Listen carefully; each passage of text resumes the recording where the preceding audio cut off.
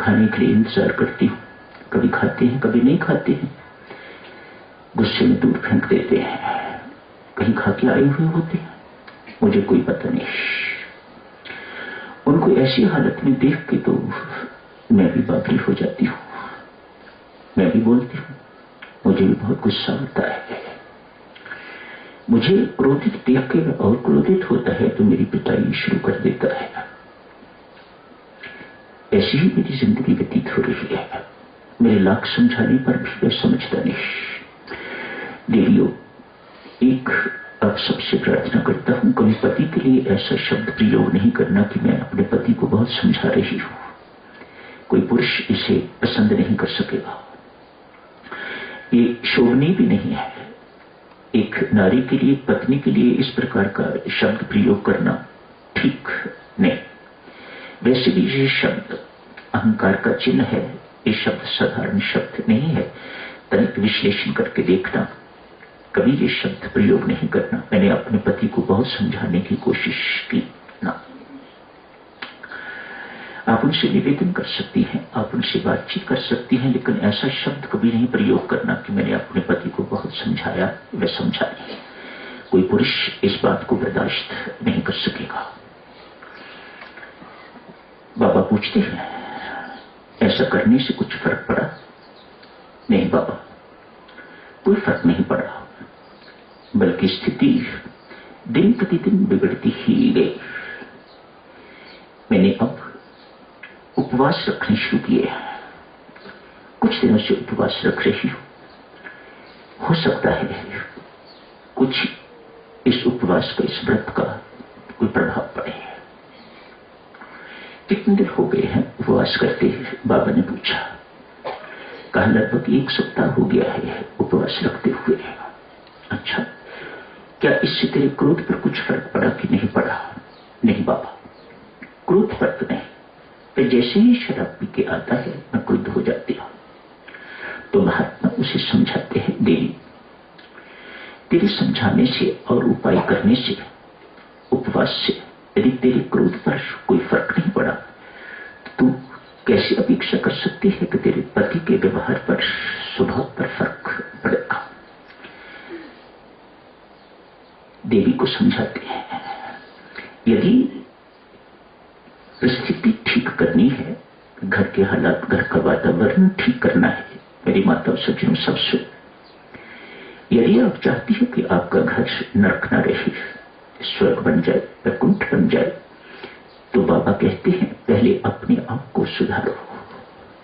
जब तक आप अपने आप को नहीं सुधारोगे, आप दूसरों में सुधार की अपेक्षा नहीं रख सकते और नरक होगा भी नहीं। बाबा ठोक पे जाके कहते हैं तो सब कुछ करके देख ले, जब तक तू अपने आप को नहीं सुधारेगी तब तक तेरे घर के हालात ठीक नहीं होंगे।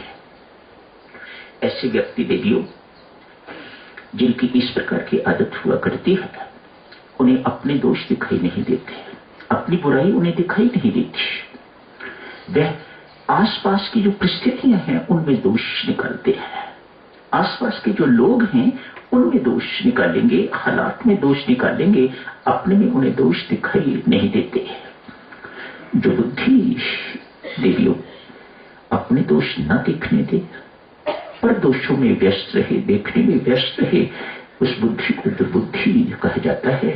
ये आपको शांति देगी, उदासी देगी, बेचैनी देगी, परमात्मा से विमुख करके रखेगी और अंत में पश्चाताप के अतिरिक्त, नरक की यातनाओं के अतिरिक्त कुछ नहीं मिल पाएगा।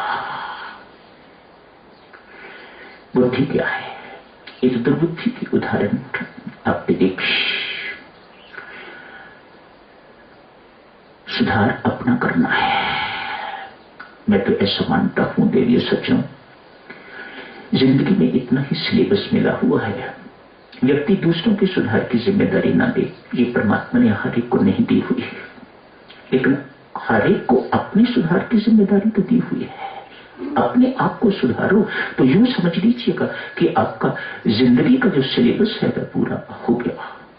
आपके विचार शुद्ध होंगे, आपका व्यवहार शुद्ध होगा, आपका स्वभाव शुद्ध होगा, तो समझ लीजिएगा आपने बाजी मान ली। बच्चे लोगों, महिलाओं, बहुत टीवी नहीं देखनी, ये रोग है टीबी। इसको संत महात्मा कहते हैं ये टीवी नहीं है, टीबी है, टीबी। ऐसा रोग है इसे। ऐसा नहीं कि बिल्कुल इसे देखना नहीं, जरूर देखो, लेकिन वही देखो जिनसे आपके विचार मलिन ना हो। इतना संयम तो राम राम जपने वाले पर होना चाहिए, क्या मुझे देखना है और क्या नहीं देखना है। सारा दिन बच्चा टीवी के आगे बैठा रहेगा तो वह गंदगी भी देखेगा, कुछ एक आदि अच्छी चीज आएगी तो वह भी देखेगा, तो फिर गंदगी का प्रभाव जो मन पर पड़ता है वह तो सत्यानाश करके रहेगा, वह आपके विचारों को मलिन करके रहेगा, वह आप अपने विचारों को बहुत दूषित करके एक प्रदूषण का वातावरण आपके दिमाग में बन जाएगा। जितना मर्जी आप राम राम जप लो, ये इतनी जल्दी प्रदूषण ठीक नहीं होने वाला। इतने गहरे संस्कार हुआ करते हैं इन कुविचारों के, इन दुर्विचारों के। ये कोई अभी के नहीं है, ना जाने फिर कब के, जो सोए पड़े हुए होते हैं पिछले जन्मों के, वो भी जागृत हो जाते हैं। आप लेके आए हुए होते हो तो क्या देते, मानो आपके अंदर इन दुर्विचारों का भंडार सा बन जाता है, फिर जाप क्या करेगा वहां पर? कितना जाप कर सकोगे आप एक जीवन में कि आपके दुर्विचार ठीक हो जाए? अतएव संयम रखो देवियों। क्या देखना है मुझे, कितना देखना है, क्या नहीं देखना, बस बुद्धिमत्ता क्या है। ऐसा क्षण, एक राजा के 3 पुत्र हैं, एक को उत्तराधिकारी वह चुनना चाहता है। प्रथा के अनुसार ज्येष्ठ पुत्र को उत्तराधिकारी बनना चाहिए, लेकिन राजा के मन में कुछ और है, मैं योग्य को उत्तराधिकारी बनाऊंगा, ज्येष्ठ को नहीं। ज्येष्ठ नालायक भी हो सकता है, बड़ा नालायक हो सकता है, वह मेरा उत्तराधिकारी बनने योग्य नहीं है। खोज शुरू कर दी, किसी संत महात्मा से संपर्क किया, उनसे पूछा, बाबा मेरी समस्या है ये, मेरे 3 पुत्र हैं, मैं एक को उत्तराधिकारी बनाना चाहता हूं, कैसी चुनाव करूं? युक्ति बताते हैं संत महात्मा राजा को युक्ति बताते हैं, और उसके अनुसार राजा तीनों पुत्रों को बुला के कहता है, भाई ये 100 रुपया लो। उस वक्त की बात होगी जब 100 रुपया काफी होता होगा। ये 100 रुपया लो, आप तीनों के अपने अपने महल हैं, 100 रुपये की ऐसी सामग्री खरीदो कि आपका सारा का सारा महल भर जाए। कुछ दिनों के बाद मैं आऊंगा आपके महल को देखने के लिए। पहले व्यक्ति ने सोचा, ज्येष्ठ पुत्र 100 रुपये की क्या ऐसी चीज आएगी कि इतना बड़ा महल भर जाएगा?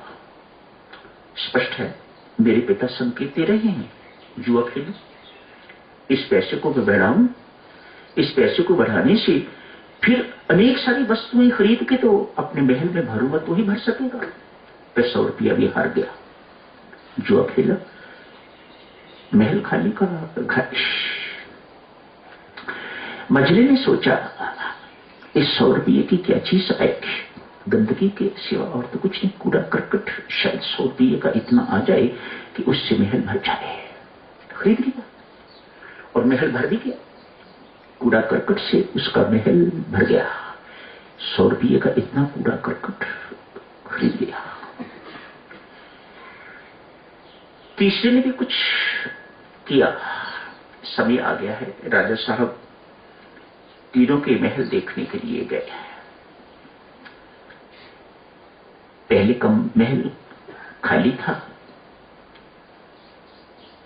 डिस्कार्ड किया उसको, तो कुछ किया ही नहीं है।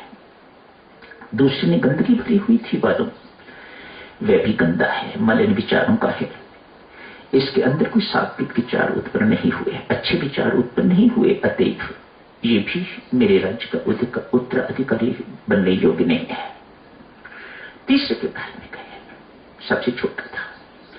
क्या देखते हैं, 100 रुपये में क्या खरीदा है उसने? मोमबत्तियां खरीदी हैं, दीप खरीदे हैं, सारे का सारा महल प्रकाश में हो गया हुआ है। धूप अगरबत्ती खरीदी है, जगह जगह पर धूप अगरबत्ती, सारा का सारा महल प्रकाश से भरा पड़ा है एवं सुगंध से भरा पड़ा है। तू ही है बेटा मेरे राज्य का उत्तराधिकारी।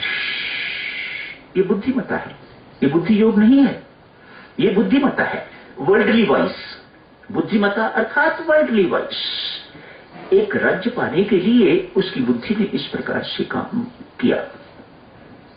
कल आपसे अर्ज की जा रही थी, गीता जी के 30वें अध्याय में भगवान ने शब्द प्रयोग किया है यज्ञार्थ कर्म करने के लिए, यज्ञ कर्म करने के लिए, अर्थात निष्काम कर्म करने के लिए, सकाम नहीं। यज्ञ भी हो लेकिन सकाम भी ना हो, पुत्रेष्टि यज्ञ ना हो, धन द्रव्य पाने के लिए यज्ञ ना हो, अपनी मनोकामनाएं, सांसारिक मनोकामनाएं पूर्ण करने के लिए अपनी यज्ञ ना हो।